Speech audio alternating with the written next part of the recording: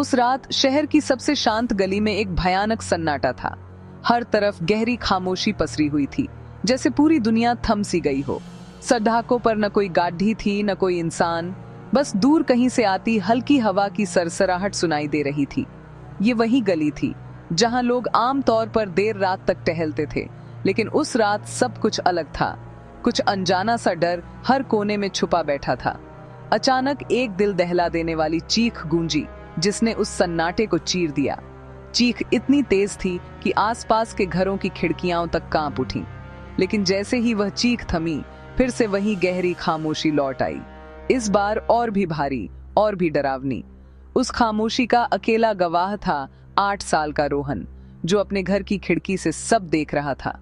उसकी मासूम आंखों ने वह देखा जो किसी बच्चे को कभी नहीं देखना चाहिए। वह डर के मारे कांप रहा था, उसकी सांसें तेज हो गई थीं और दिल की धड़कनें जैसे कानों में गूंज रही थीं। उस पल रोहन को समझ नहीं आया कि वह क्या करे, चिल्लाए, भागे या बस चुपचाप छुप जाए। एक परछाई ने किसी की जिंदगी छीन ली थी। वह परछाई इतनी रहस्यमय थी कि उसकी शक्ल तक ठीक से नजर नहीं आई। बस एक झलक और फिर सब कुछ गायब। उस रात की वह परछाई रोहन के जहन में हमेशा के लिए छप गई। पुलिस के लिए यह मामला एक पहेली बन गया था। कोई सबूत नहीं, कोई गवाह नहीं, बस एक डरा सहमा बच्चा। पुलिस वाले बार बार घटनास्थल पर लौटते, सुराग ढूंढने की कोशिश करते, लेकिन हर बार खाली हाथ लौटते। मोहल्ले के लोग भी डरे हुए थे, कोई कुछ बोलने को तैयार नहीं था। रोहन की चुप्पी उसकी सबसे बड़ी दीवार बन गई थी। वह किसी से कुछ नहीं कहता, बस अपने कमरे के कोने में बैठा रहता। उसकी आंखों में डर साफ झलकता था, लेकिन वह अपने डर को शब्दों में नहीं ढाल पा रहा था। हर रात उसे वही परछाई, वही चीख और वही सन्नाटा याद आता। उसके माता पिता उसे बहलाने की हर कोशिश करते, उसके साथ बैठते, कहानियां सुनाते, लेकिन रोहन बस कोने में सिमटा रहता। उसकी माँ की आंखों में चिंता थी, पिता की आवाज में बेबसी। वे समझ नहीं पा रहे थे कि उनके बेटे के मन में क्या चल रहा है। हर कोई परेशान था, लेकिन बच्चे पर जोर नहीं डाला जा सकता था। परिवार, पड़ोसी, यहाँ तक कि स्कूल के टीचर भी उसकी हालत देखकर हैरान थे। सबको लगता था कि रोहन के पास ही इस रहस्य की चाबी है, लेकिन कोई भी उसके डर को पार नहीं कर पा रहा था। तभी एक ऐसी इंसान की जरूरत महसूस हुई जो डर की दीवार को तोड़ डाक सके, और वह थी डिटेक्टिव अंजलि सिंह। अंजलि के पास न सिर्फ केस सुलझाने का तजुर्बा था, बल्कि बच्चों के मन को समझने की खासियत भी थी। अब सबकी उम्मीदें उसी पर टिकी थीं। क्या वह रोहन के डर को दूर कर सकेगी? क्या वह इस रहस्य से पर्दा उठा पाएगी? कहानी की पहली दस्तक यहीं से शुरू होती है। जब सारे रास्ते बंद हो गए और उम्मीद की कोई किरण बाकी नहीं बची थी, तब शहर की गलियों में एक नई हलचल शुरू हुई।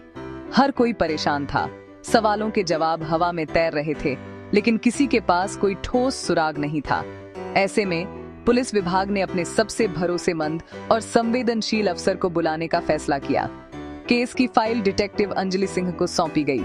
अंजलि के पास न केवल अनुभव था, बल्कि एक अलग ही नजरिया भी था। वह हर केस को इंसानियत और समझदारी से देखती थी। अंजलि सिर्फ पुलिस अफसर नहीं, एक संवेदनशील मनोवैज्ञानिक भी थी। वह अपराधियों की मानसिकता को समझने में माहिर थी और पीड़ितों के दर्द को महसूस कर सकती थी। उसके लिए हर केस एक कहानी था, जिसमें हर किरदार की अपनी पीड़ा और सच्चाई थी। अगले दिन वह सादे कपड़ों में खिलौनों के साथ रोहन के घर पहुंची। उसके चेहरे पर गंभीरता थी, लेकिन आंखों में एक अजीब सी नरमी झलक रही थी। वह जानती थी कि इस केस की शुरुआत भरोसे से ही होगी। उसने रोहन के माता पिता से अकेले में मिलने की गुजारिश की। बातचीत के दौरान उसने उनकी चिंता, डर और उम्मीद को महसूस किया। अंजलि ने उन्हें भरोसा दिलाया कि वह रोहन की मदद के लिए हर संभव कोशिश करेगी। कमरे में अंजलि ने कोई सवाल नहीं पूछा, बस जमीन पर बैठकर खिलौनों से खेलने लगी। उसने माहौल को सहज और सुरक्षित बनाने की कोशिश की, ताकि रोहन खुद आगे आ सके। रोहन दूर से देखता रहा। पहली बार उसे किसी अनजान से डर नहीं लगा। अंजलि की शांत उपस्थिति और खिलौनों के साथ उसका खेलना रोहन के मन में एक हल्की सी उम्मीद जगा रहा था। घंटों बाद अंजलि ने एक गेंद उसकी ओर लुढ़का दी। यह एक आम सा इशारा था, लेकिन उसमें दोस्ती और भरोसे का संदेश छुपा था। रोहन ने गेंद देखी, फिर अंजलि की मुस्कान, उसकी आंखों में पहली बार डर की जगह जिज्ञासा थी। उस एक पल में भरोसे का एक छोटा सा पुल बन गया। अंजलि जानती थी कि यह पुल ही आगे की राह आसान बनाएगा। यह एक नई शुरुआत थी जो केस को नई दिशा देने वाली थी। अंजलि के धैर्य और समझदारी ने रोहन के दिल में उम्मीद की एक नन्ही लौ जला दी थी। और अब यह केस सिर्फ एक जांच नहीं, बल्कि एक बच्चे की जिंदगी बदलने की कहानी बनने जा रहा था। अगले कुछ दिन अंजलि रोज रोहन के पास आती, हर दिन नया खेल लाती। कभी वह लूडो लेकर आती, कभी पजल्स, तो कभी रंग बिरंगे खिलौने। उसका मकसद था रोहन के दिल में घर करना, ताकि वह खुद को अकेला न महसूस करे। अंजलि की कोशिश थी कि रोहन को यह एहसास हो कि उसके आसपास कोई है जो उसकी परवाह करता है। हत्या का कोई जिक्र नहीं, बस भरोसा जीतने की कोशिश।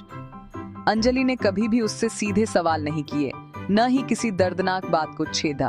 वह चाहती थी कि रोहन खुद से बोलना शुरू करे, अपने मन की बातें साझा करे। धीरे धीरे रोहन खुलने लगा, उसकी आंखों में चमक लौटने लगी। पहले जो बच्चा चुपचाप कोने में बैठा रहता था, अब वह खेल में दिलचस्पी दिखाने लगा।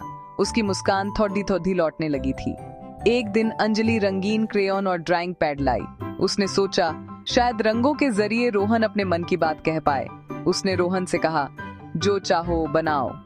उसकी आवाज में अपनापन था, कोई दबाव नहीं, बस एक दोस्ताना न्योता।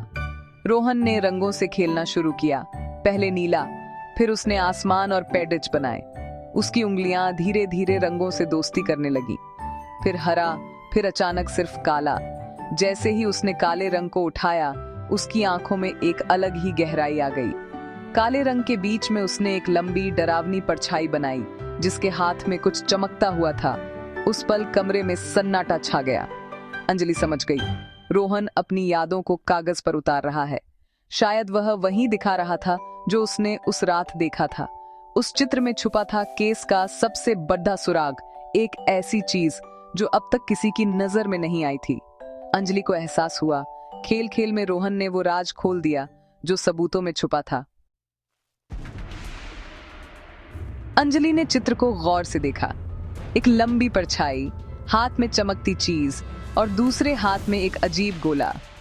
उसने खेल खेल में रोहन से पूछा, ये क्या है? रोहन ने उस गोले पर उंगली रखी और हवा में पक्षी का इशारा किया। अंजलि को याद आया, शहर के टैटू पार्लरों में एक खास टैटू मशहूर है, बाज, जो पंजों में गोला पकड़े है। अब अंजलि के पास हत्यारे का हुलिया था, लंबा आदमी, हाथ पर बाज का टैटू। यह सुराग पुलिस डेटाबेस में मिलान के लिए काफी था। रोहन की खामोश गवाही अब केस की सबसे बड़ी ताकत बन चुकी थी। सुराग मिलते ही मैंने टीम को 2 हिस्सों में बांटा। एक ने अपराधियों का डेटाबेस खंगाला, दूसरी ने टैटू पार्लरों में पूछताछ की। कई घंटे की मेहनत के बाद 3 संदिग्ध सामने आए। टैटू कलाकार ने एक तस्वीर देखकर पहचान की, विजय खन्ना। विजय का लंबा कद, हाथ पर वही टैटू और पुराना आपराधिक रिकॉर्ड था। वह उसी इलाके में रहता था जहां हत्या हुई थी। अब सबूत और गवाह दोनों हमारे पास थे। टीम ने विजय की तलाश शुरू कर दी। हत्यारे का चेहरा अब अंधेरे में नहीं था। विजय खन्ना की पूरी जानकारी निकाली गई। वह हाल ही में जेल से छूटा था और अक्सर छोटे मोटे अपराध करता था। पुलिस ने उसकी निगरानी शुरू की, खासकर उसके किराए के मकान के आसपास।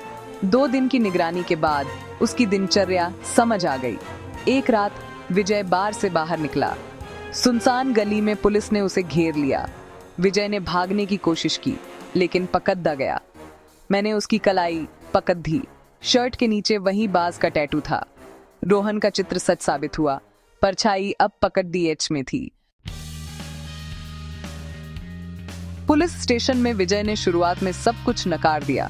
मैंने बिना कुछ कहे उसके सामने रोहन का चित्र रख दिया। विजय का चेहरा पीला पड़ी डीएच गया।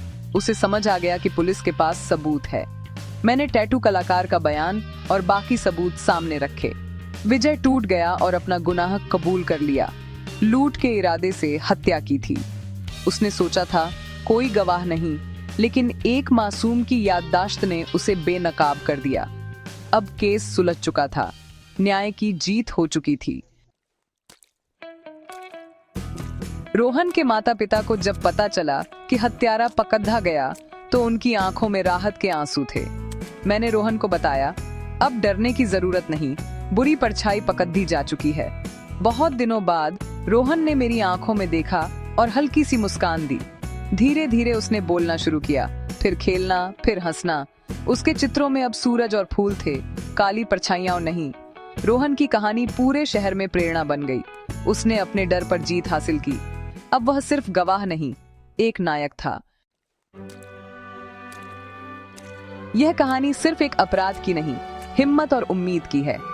रोहन ने साबित किया कि साहस उम्र का मोहताज नहीं। उसकी खामोश गवाही हजारों शब्दों से ज्यादा ताकतवर थी। इस केस ने दिखाया, सही मार्गदर्शन और संवेदना से चमत्कार हो सकते हैं। रोहन डर की कैद से निकलकर आत्मविश्वासी बच्चा बन गया। अंत में मौत का गवाह की यह कहानी सिखाती है, सच्चाई की हमेशा जीत होती है। अंधेरा कितना भी घना हो, हिम्मत की एक किरण उसे चीर सकती है।